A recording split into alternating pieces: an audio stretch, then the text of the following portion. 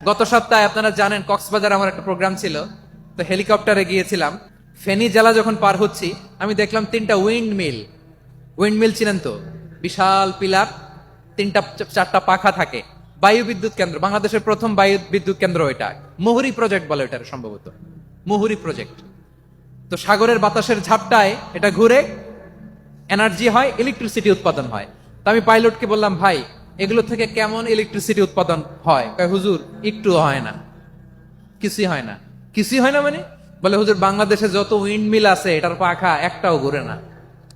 আল্লাহ, বলেন কি? তাহলে এই যে কোটি কোটি টাকা ব্যয় করে যে উইন্ড মিল, কয় হুজুর উপরে ফিটফাট ভিতরে সদরঘাট। তার মানে কোটি কোটি টাকা দিয়ে এই উইন্ড মিল বানায়, এখানে কিছু নাই। দুর্নীতির আড্ডাখানা, আখড়াখানা বাংলাদেশ, ঠিক কিনা বলেন? আয়রে, জাপানিজরাও মানুষ, আমরাও মানুষ। মানুষকে যত্ন নিলে মানুষের মধ্যে জ্বালা কি পটেনশিয়াল রেখেছে।